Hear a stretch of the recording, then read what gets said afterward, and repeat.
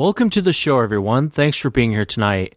Got a great show planned for you. You know, it feels good to be back in Washington State. I was down there in California for a few days. I want to thank all of the fans out there that sent me emails. I will be in touch with you. I apologize for not getting to you while I was down there. Just one thing after another. And I'm still pretty tired from running around. I feel like I was going 110 miles an hour the whole time I was down there. But it feels good to be back here in studio. It feels good to be back here on the radio with you all out there. If you've had an encounter, email me. My email address is wes@sasquatchchronicles.com. And if you get a chance, check out the website, sasquatchchronicles.com. Well, I want to welcome Jason to the show. Jason, thanks for coming on, man. I really appreciate it. No problem, Wes. And you're down there. This encounter actually took place in East Texas, one of my favorite areas, I'm sure, as you know from listening to the show. Absolutely one of my most favorite areas down there. But if you would kind of start from the beginning, walk us through how you got in the situation you got into, and then just walk us right into the encounter. Okay. Well, basically, this is deep East Texas. It's almost to the Louisiana border. I grew up around Angelina and the Sabine National Forest there, which is just above the Big Thicket. Two big lakes there, Rayburn, Reservoir, and Toledo Bend. And this is a heavily wooded area.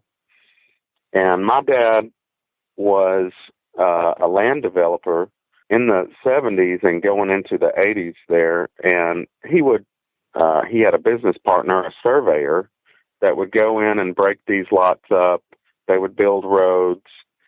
And then he would sell them off, these acre plots. And so this business partner of my dad lived in the Sabine National Forest. And this is, I guess if you want to know where it kind of is, there's towns like Center, Texas, that's in Panola County, San Augustine, Texas, Hemphill. It's right there close to the Louisiana border. The Sabine River actually runs right through there, doesn't it? Right. The Sabine River opens up into Toledo Bend Reservoir, which is a huge lake that runs, I don't know how many miles that lake runs, but it's a huge lake there that borders Texas and Louisiana. And they have highways, bridges that go over the lake into Louisiana. So, he had developed some campgrounds around there and things like that.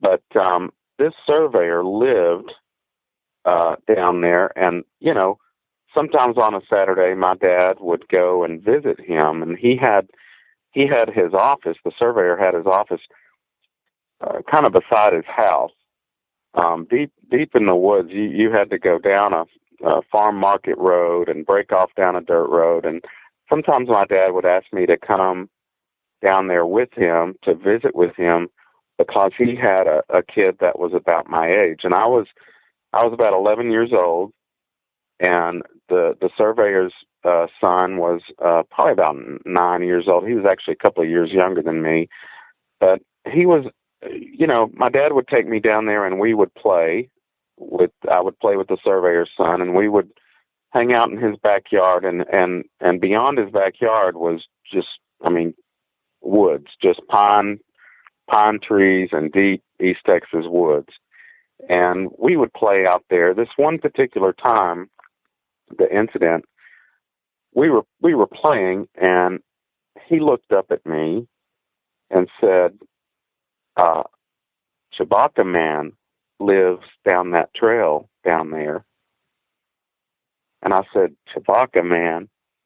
He says, yes, a hairy man down there lives down that trail. And I said, all right. He says, you want to see him?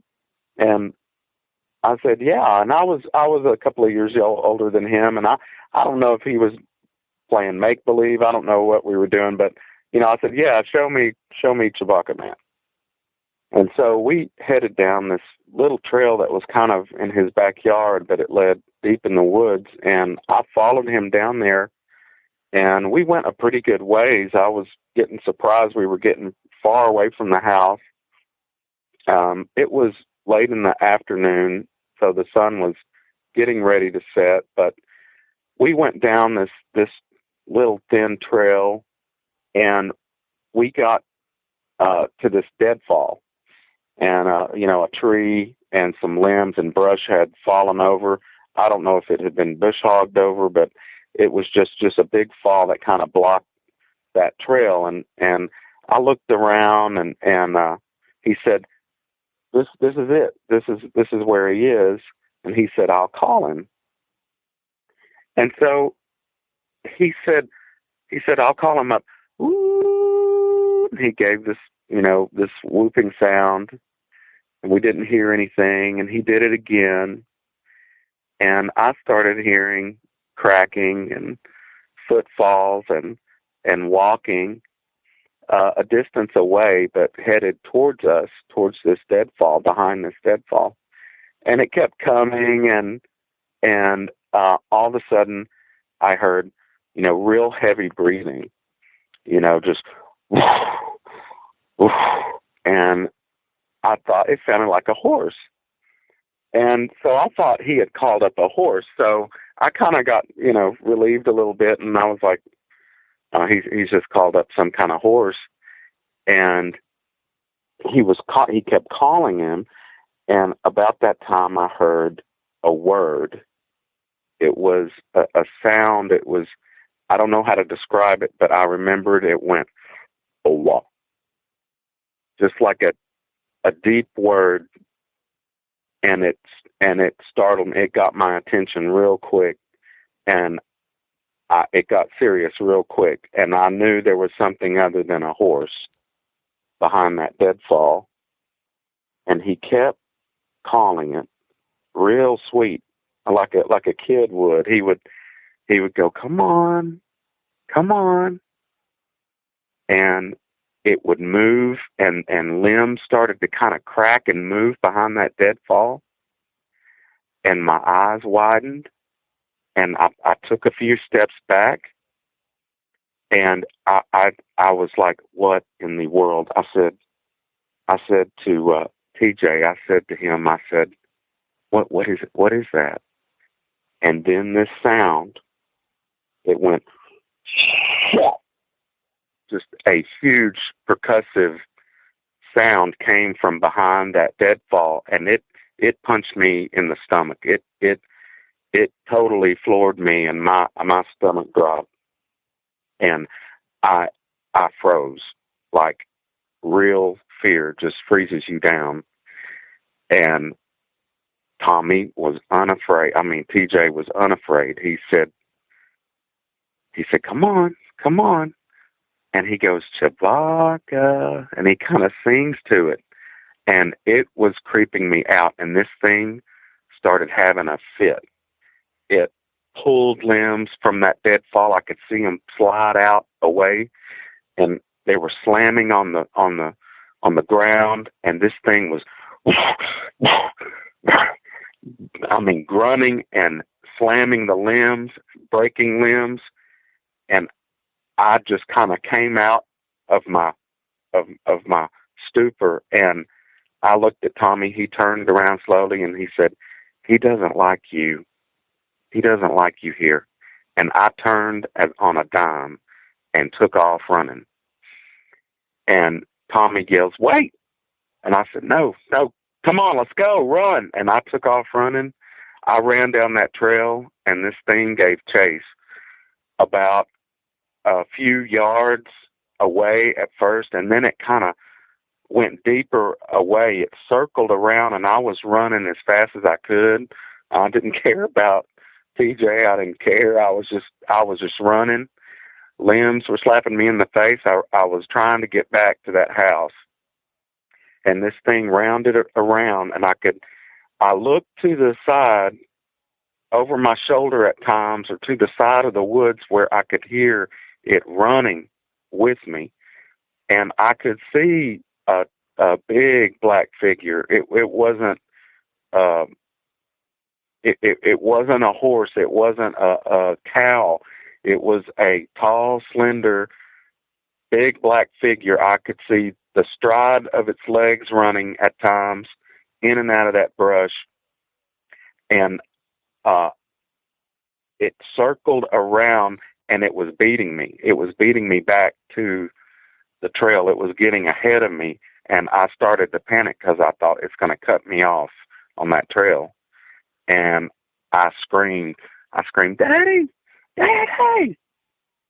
And but at that second, the brush just came to a halt. This thing just stopped as soon as I started calling for my dad.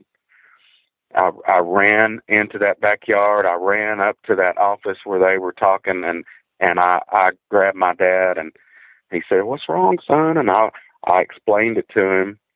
I was telling him something was chasing me. TJ comes running up behind me. He doesn't say a word. He just kind of just is unaffected. And my dad said, "Well, I don't know what that was. You're okay now. You're all right."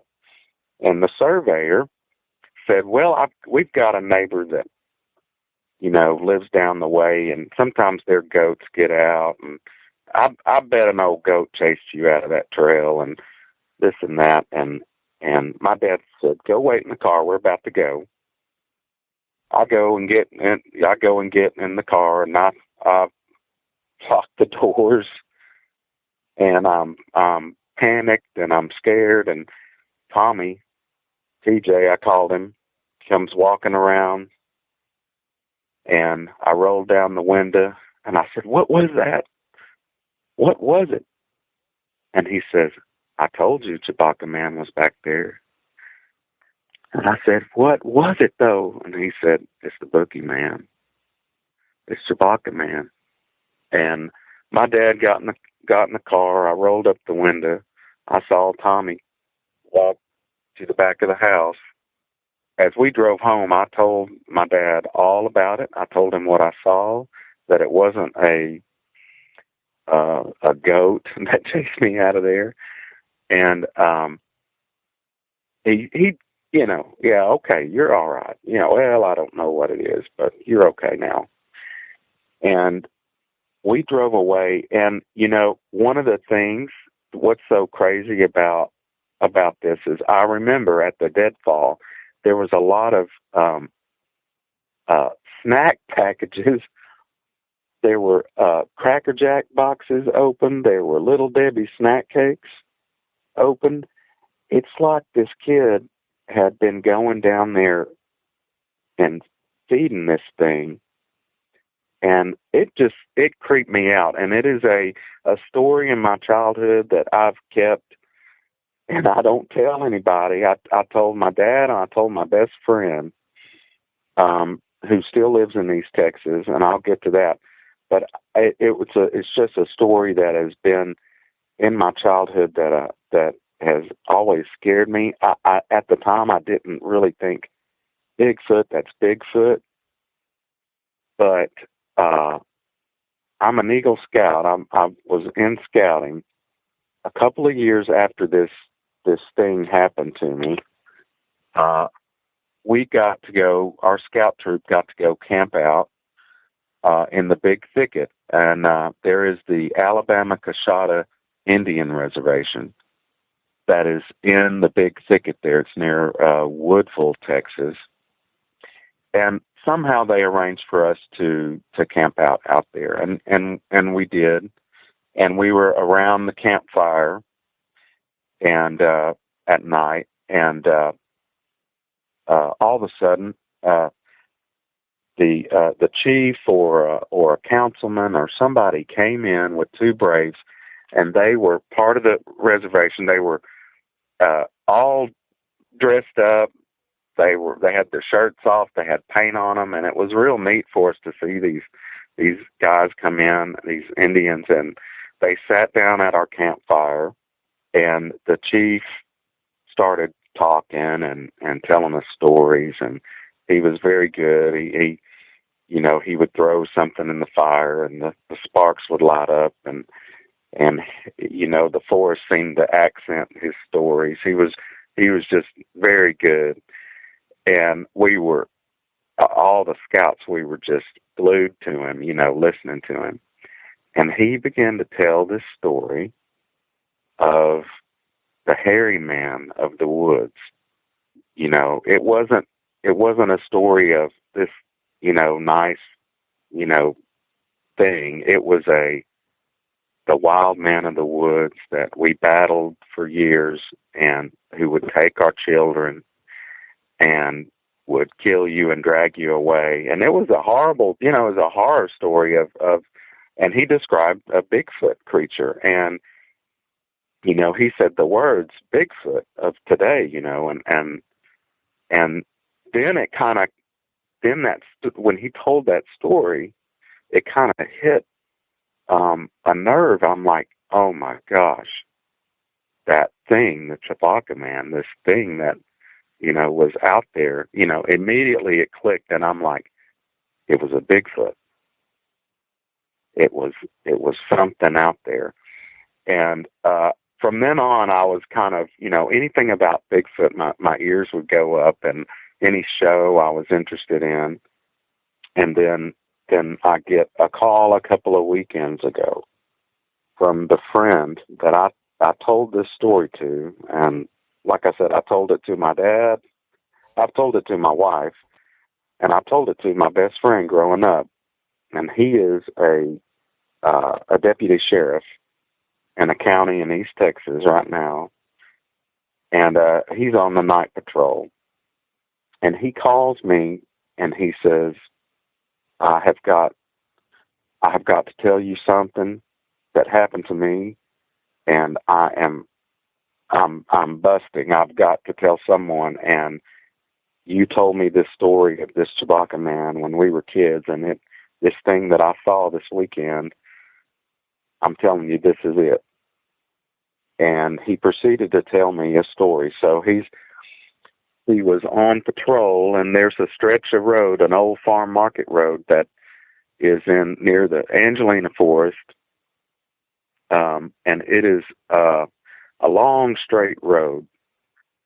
And he said people have called in complaining about kids going out there racing, and they would race up and down this straight long road.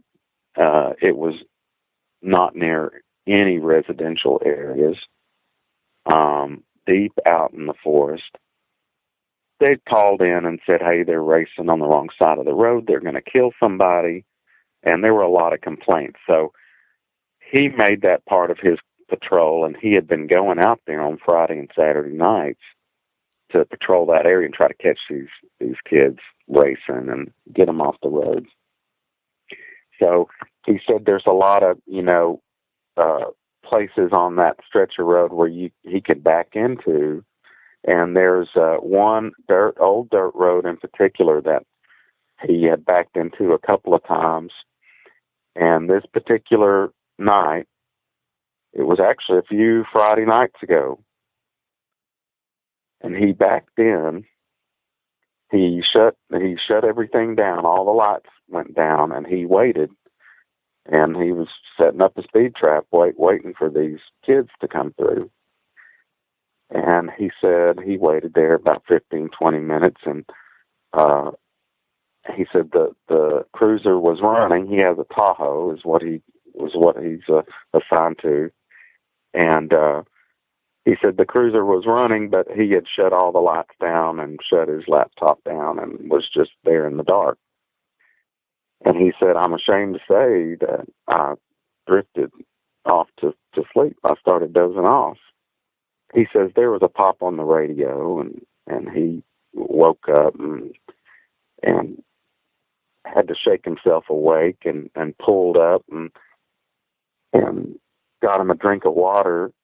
He said when he turned to throw the water back in the seat, he looked over, and in his passenger window was a face just staring in the window. And he jumped back. He said, man, I pushed myself all the way to the daggum door, and I looked. He said, man, I was looking at something I have never seen. He said, I actually screamed out. and its breath was starting to fog the window, and he saw a massive face of high cheekbones, dark face. He said its eyes were inset deep. It looked like it was two black marbles in his eye sockets, and his nose was flattened. He said as soon as he turned and looked at it, it stood up and its face pulled away, and it gave him like a grimace. It gave him just a look, and he said, he goes, man, I've never ever been so scared in my life. He said, I turned and I hit every light on that cruiser. I threw my cherries on. He said, I threw the spotlight on. I hit the brake light in the back, and he said, that's when I saw it walk on the back side of the cruiser to the back. And he hit the brake lights, and the red lights lit up in the back. In his rearview mirror, he saw its back light up. You could see the inset of his spinal cord and the layover of the hair. He thought, in his opinion, it was 7 foot tall. He turned around and looked back and saw it walk out of the reach of the lights. He said it wasn't like a big, fat, giant thing. He said it was a big 7 foot tall kind of stoop. He said it kind of had a stoop to it. It stooped over, wide shoulders and muscular, but not just huge, just kind of lanky is what he said. And he goes, it just calmly walked away from those lights. And he said just then he put it into drive and sped out of there in fear. He said, I could not bring myself to get my sidearm, step out of the vehicle, and call on this thing. He said, I could not do it. I was that struck by fear. And he sped out of the dirt road, got on the main road, turned around, threw up all of his lights, and headed back down the dirt road to see if he could get it in his high beams. He drove down. He said it was gone, just like that. It just disappeared like a ghost. He went down about a half a mile till he just said, "Man, I'm getting out of here." He turned around. He said the whole time he had his cherries on. He had his lights on, lighting up the woods. He spotlighted.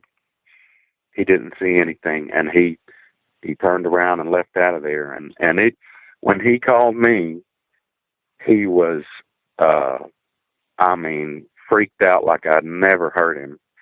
And he says, man, he goes, unless it was a freak out there in a ghillie suit or some hunter coon hunting out there, it was a Bigfoot. It was a Bigfoot. And he says, I cannot believe this is Texas. I cannot believe, what I saw. He says a daggum hunter would not be messing with a police cruiser at 11 o'clock at night. Who could get shot. They're out there. They're definitely out there in that area. Let me ask you, how did he react when you originally told him your encounter story? all those years ago, I don't know. He says, yeah, whatever. There's not a Bigfoot. That's not real.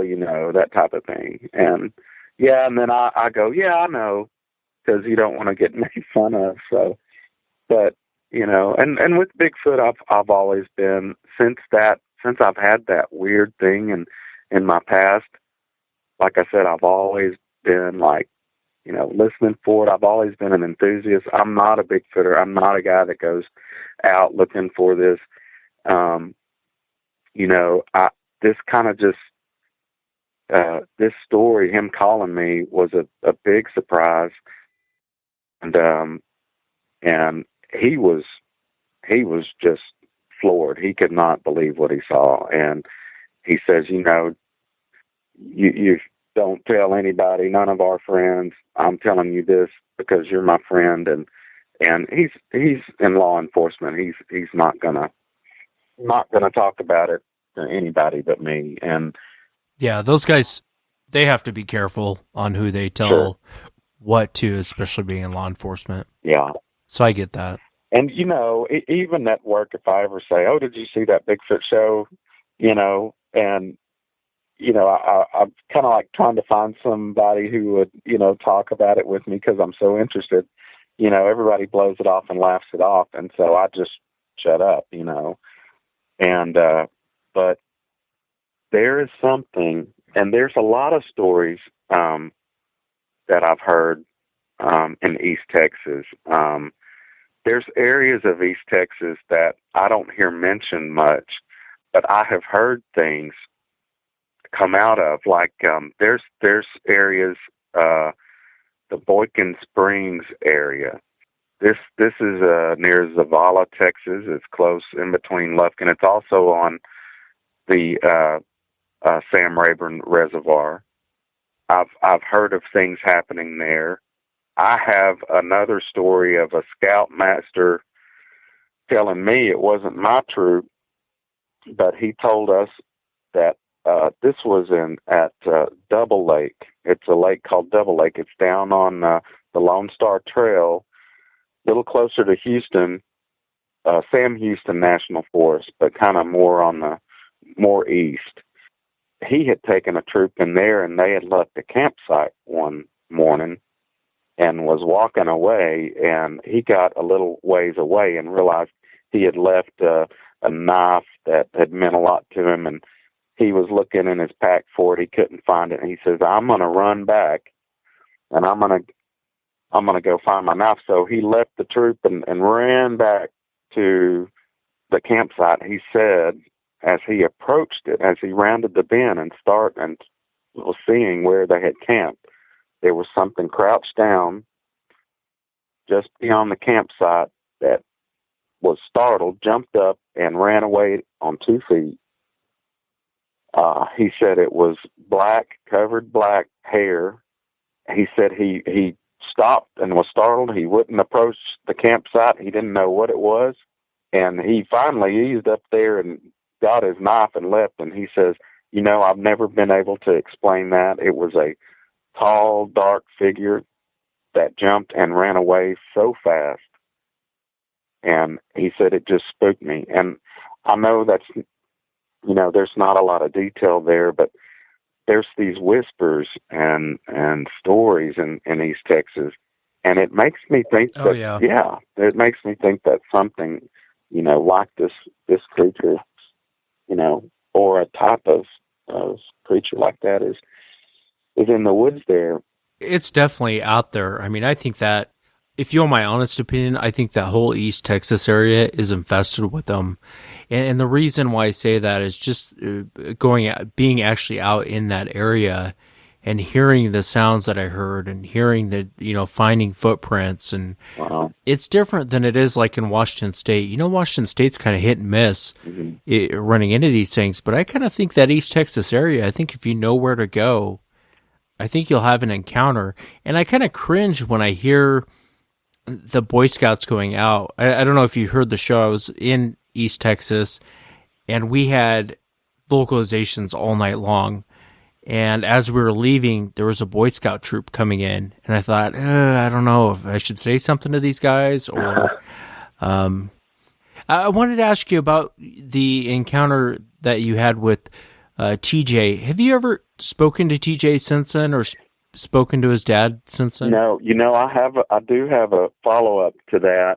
And one night after dinner, I heard my mom and dad talking, and he had said that he had not seen this surveyor.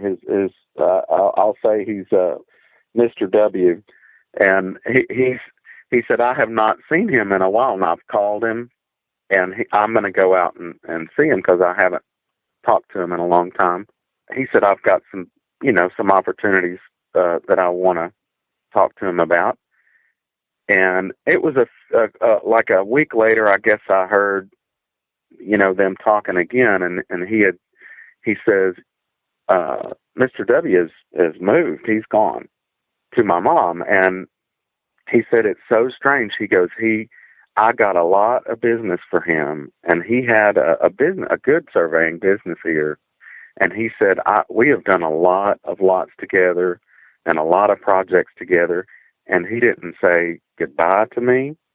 He didn't call and say, hey, I'm moving. And he said it was just a real quick move. And he had talked to a neighbor of his, and he says, yeah, he goes, they moved away real quick.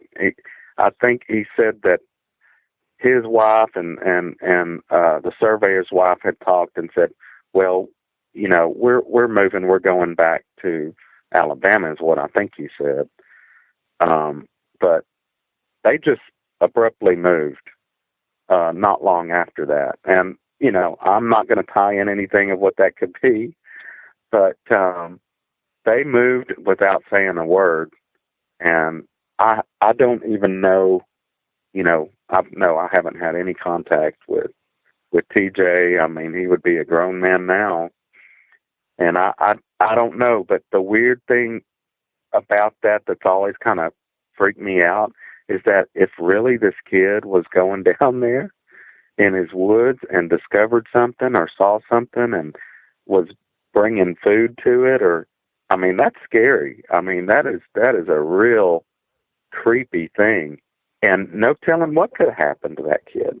Yeah, and you're absolutely right. I don't know if you heard Friday's show or not, up on SasquatchChronicles.com, but I talked to Laura, and she's a tribal member out in South Dakota, and she said, hey, these things are lured in with kids. They'll come in with kids, and it's not a good thing when they actually come in. Her and I were talking off the air, and I told her about the baby crying. The audio I played seemed to draw it in. And she goes, it's even better than that. She goes, try playing a bunch of kids playing. She'll see if you can find that on YouTube. Yeah. Just a bunch of kids playing. And she goes, these things will come in to check them out. And you're right. That kid going down there and feeding that thing, that's crazy. That's completely crazy. Yeah, that's all I could think that, all these wrappers and snacks and things. And if he was going down there and calling it up like he did, this is something, when I went with him, it's something that he had done several times before. And he had even given it a name, Chewbacca Man. And, and when I was 11, that would have been about 82, 83. And, I guess what he thought, what a kid would think, hey, that looks like Chewbacca. It's creepy. It's really strange. And I guess nothing ever happened to him, but they did move away abruptly. And that surveyor had a really good business there, a lot of land developing at that time in the 80s down in that area. And for him to move away abruptly, I don't know, like I say, I'm not going to tie that in with it, but it is strange. And these things can be very unpredictable, just like it was with you when you were there, like it was pissed. It was shaking the brush, it was shaking the trees, it was pissed. That kid must have some balls of steel to just kind of look over at you and go, well, it doesn't like you. That kid must have seen it a few times. He had to have. Yeah. It's like it had a rapport with him. It had a relationship with him. And, it freaked me out so bad. My dad had asked me again if I'd want to go back down. I was like, no, I'm not going. And, I don't know if it was his innocence. He was a real country kid. I was a country kid, but I did live in a town, and this kid lived, in the woods, and I liked playing with him. We would play outdoors and play with knives and shoot BB guns, and we had a good time. I remember the times that I played with him. It was just this one last time that it was so strange. And I've told my wife, and she says, oh, well, I guess you saw something. But, when I kind of started thinking about it as I got older, and it's just something that's a strange thing from my past, I was thinking Bigfoot. I was thinking there, no animal is going to say things, or, I want to say it was speaking. I want to say that, I remember, or it was like a deep, I can't even do it. I mean, it's so deep and bass coming from behind that thing that it startled you into life real quick. And it was not an animal. It was like that, it wasn't a known. I couldn't tell you what it was. And when it really sounded off, that weird sound or word, it wasn't a howl or a grunt, or it was just a scary, percussive, deep word or something. And I tell you, that's not a bull. There's no bears in East Texas that I know of. I mean, there are mountain lions. The mountain lions not going to, these small cougars that are down in there, that they're not going to make a sound like that. Not something that's so deep and heavy like that. And that's what I'll never forget. You could feel the mass behind there. You could feel the deep heaviness of the thing back there. And, I mean, it gives me the creeps even now.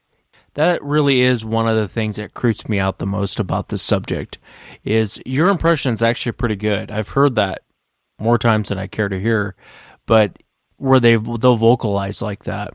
And what's even more creepy is when they start mimicking you, they start mimicking, your family members. That's when it gets really, really creepy.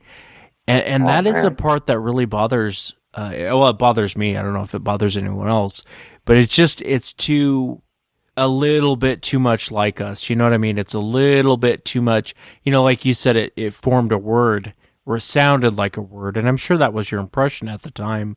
I've heard that before. I've heard that from a lot of people, and that your impression that you did of the creature, that's pretty close to what I've heard in the past. And you're right. If a cougar's going to come in like that, you guys wouldn't have, one or both of you wouldn't have made it out. It would have gotten you guys. And that's interesting about this thing. When you took off running and it was chasing you, I wanted to ask, because you were looking over, watching this thing go through the brush, was it on 2 legs or was it on 4, or could you tell? I saw a leg separation. Like I said, I saw like a stride at times. And I'm saying this as an 11-year-old. And I looked over and I could see a black swoosh. It was fast. And I could see a stride, like a separation of legs. And I never saw its face. I never saw its face that I can remember. It was just this thing chasing me, and I'm a kid, and I was crying. I cried for my dad. When I finally thought I couldn't get out of it, I yelled for my daddy. And that's when it finally stopped. And it stopped instantly. I mean, it stopped on a dime. And the brush and the whole rush of this thing coming in just stopped when I screamed for my dad. And that part's fascinating too. That kind of got it to stop chasing you at that point. How much further did you have until you got to the house? Oh, just a few yards, I guess. Now his yard was pretty deep, and this where the woods started, I don't know. I had about maybe 20, 30 more feet to go on the trail when it stopped. And when I broke through the trail and out in the open yard, I mean, I was running. I was hauling butt, man. I ran straight to my daddy's side, just like a kid would. And TJ just ran up out of the woods. He was out of breath too. We were both running, but he didn't say anything. He doesn't, it's almost like he was not going to mention it. And it was weird. It was a weird thing. And I didn't mind playing with that kid before, but after that, I didn't even want to be around him. He kind of creeped me out after that. I don't blame you. I don't blame you at all. I would never go back there. And growing up there, I drove down in that area before. I couldn't even tell you where he lived. as a kid driving with your dad, you don't know where they take you, down one road and another. I couldn't tell you where it was. I know it was I do. I know kind of where it is. That area of East Texas, around those lakes, is beautiful. It's tall, tall pines. It doesn't look like the rest of Texas. You've got North Texas, which is, where I live now, which is, small trees and shrubs and mesquite.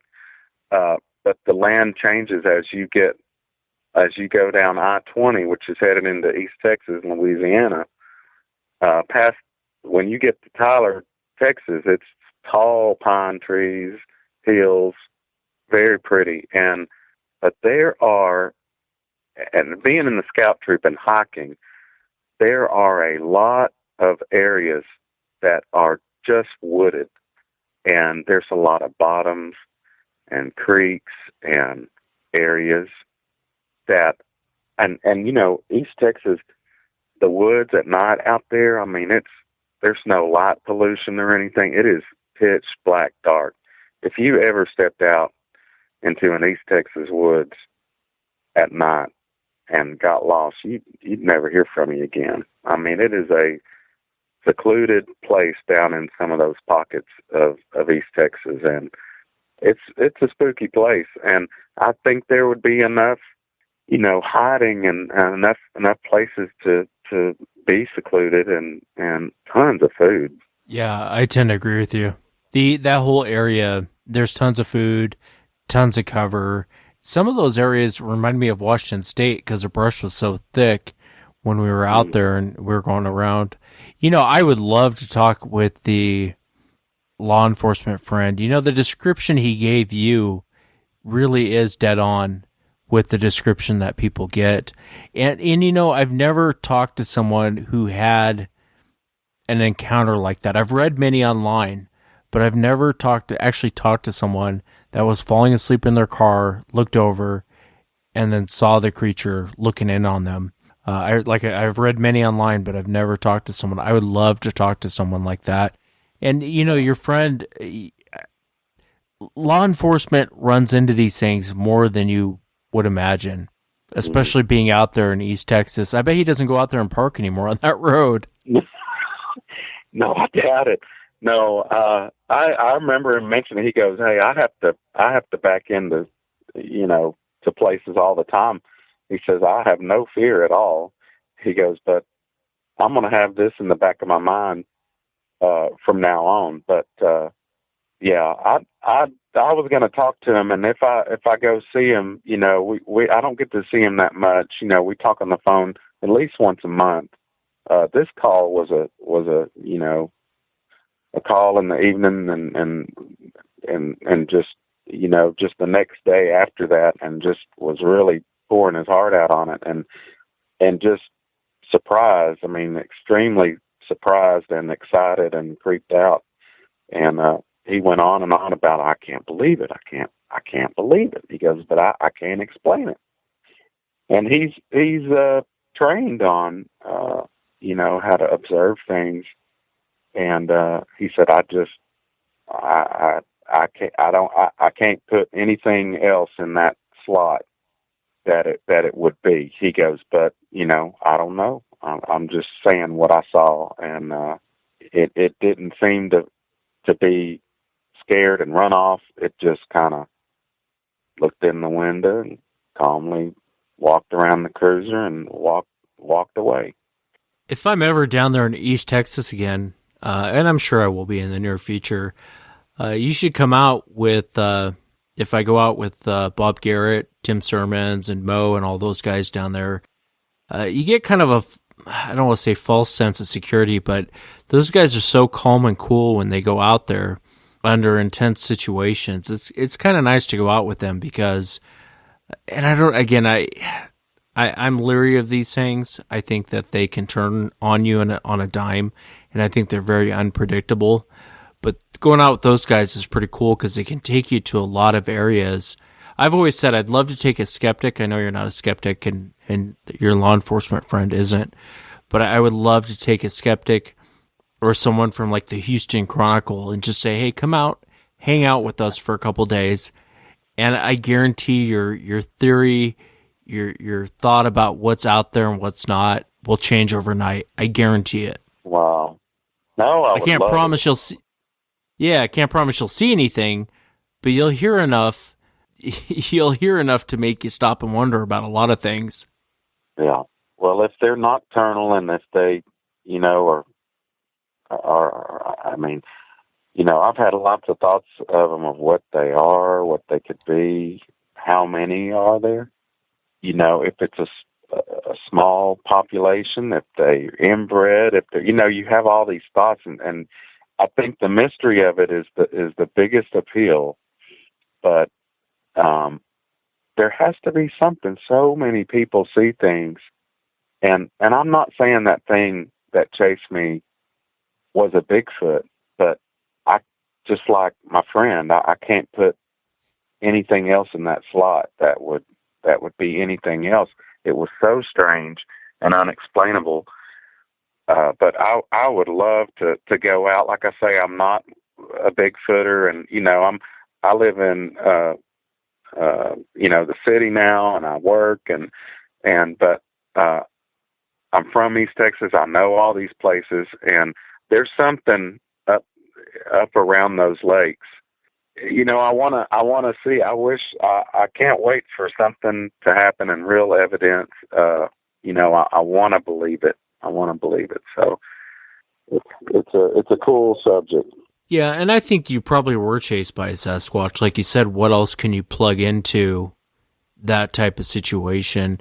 And these things, I really believe, depending on the area that you're in, the numbers change on how many are out there. There's a lot of different things that go into that.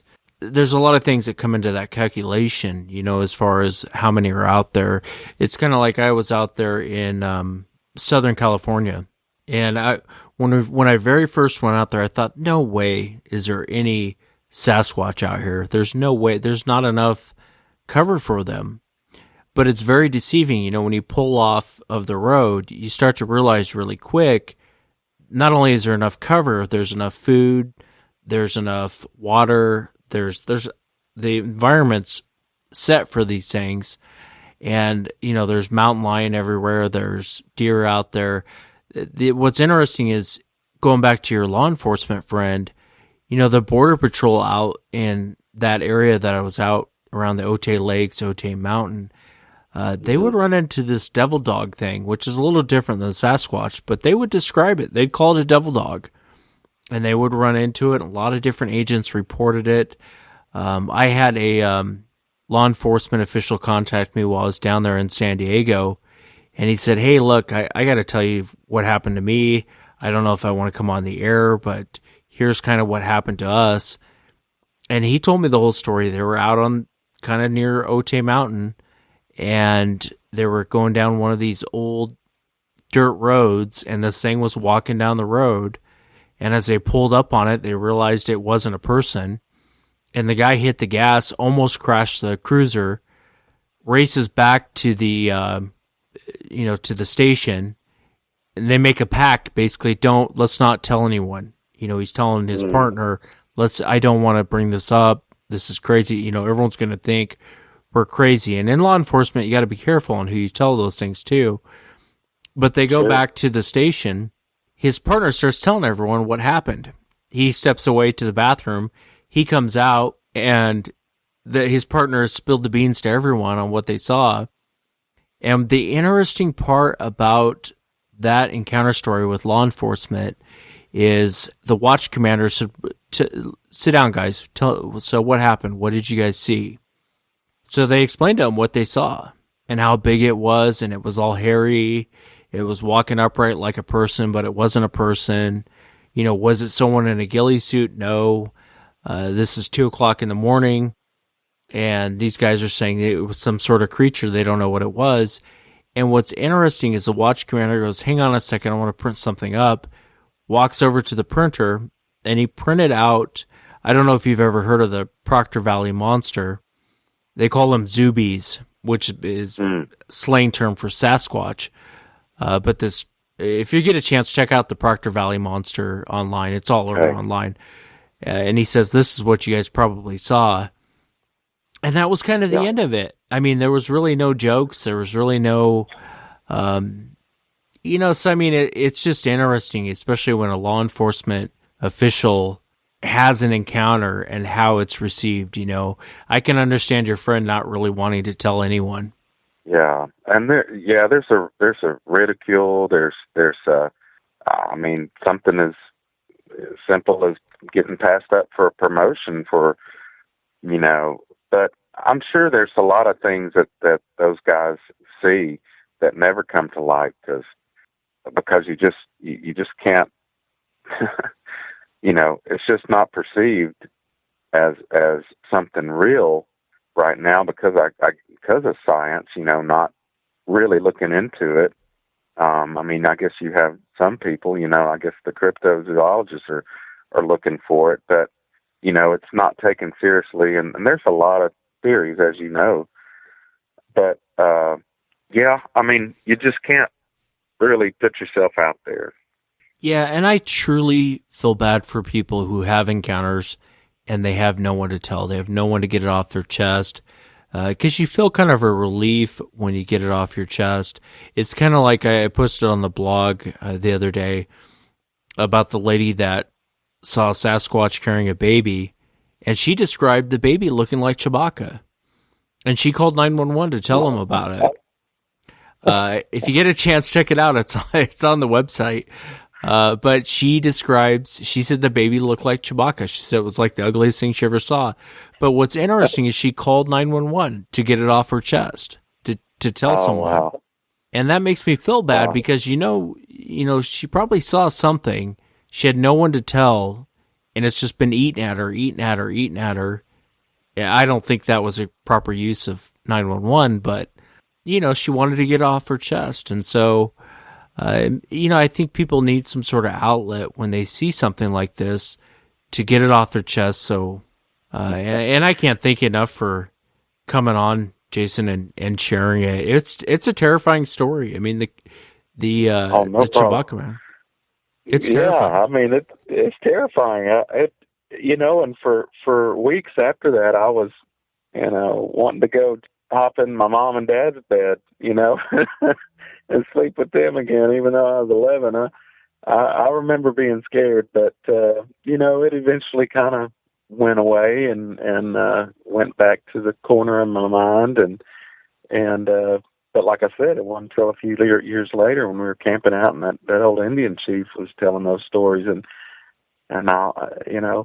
but it's got to be something, and it's interesting, and I really like the subject, and to think there's something that's out there in the woods tonight, deep in East Texas. It's scary, and it's fun to think of it, but it's serious too, because there's something to all these people seeing it, and it's not like, hey, there's this green monster. It's throughout history you've heard it's always this thing, this big hairy this big hairy Bigfoot thing. It's not a green thing. It's not everybody keeps seeing the same thing. So it's gotta be something there. Yeah. And, everyone is seeing the same thing. And what's interesting is if you go back over, old newspaper articles, if you go back and you listen to what a lot of the Native Americans say, you can take an old newspaper article from someone who had a sighting from 1920 and compare it to what someone says in 2015, and they're saying the same thing. It's an encounter that could have happened today. There's no difference in what they said back then and what they're saying today, and it is a fascinating topic. It really is. Yeah. It's a mystery, and it's something that you want to find out what it is, and you want to see it, and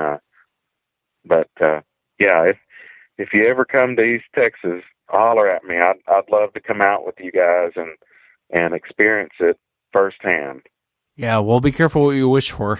But no, I would love. Next time I'm out, next time I head down there, I'll take you out like I said, Bob and Tim Sermons and Mo and those guys are the, as far as I'm concerned, some of the top guys in this field, especially going out with someone calm, cool, level-headed, and that's what those guys are. So yeah, no, next time I'm down there, I'll definitely invite you out with us, but I can't thank you enough for coming on. I've enjoyed talking with you. I really have, Jason. Sure. And I thank you for sharing all the stories. Oh, thank you. I thoroughly enjoyed it. I thought that after my friend had called me and got this stirred up in me again, and I was just so, we've talked several times about it, and I saw your website and I said, you know what, I'm gonna email this, and it's like you kind of want to talk to somebody about it. So thank you very much for having me. I appreciate it, Wes. Oh, thanks, man. Interesting night, especially when you have your own encounter to share and then you have a friend's encounter, and these things are out there. You got to be careful when you're out there. They're definitely out there, especially in East Texas. And I want to give a shout out to all the people out in San Diego that sent me all the nice messages. I apologize for not getting back to you. I was going 110 miles an hour from the time the sun came up till the time the sun went down. I was on the go out there, but I'll be making another trip out there, and I'd love to meet some of the listeners out in that area and just go out and check out some areas with you guys. So thank you again for sending me all the nice messages. And again, if you've had an encounter and you'd like to be on the show, email me. My email address is wes@sasquatchchronicles.com. And if you get a chance, check out the website, sasquatchchronicles.com. Thanks again for listening tonight, everyone. Hope you have a great night. Hope you had a great weekend. And I will see you next time.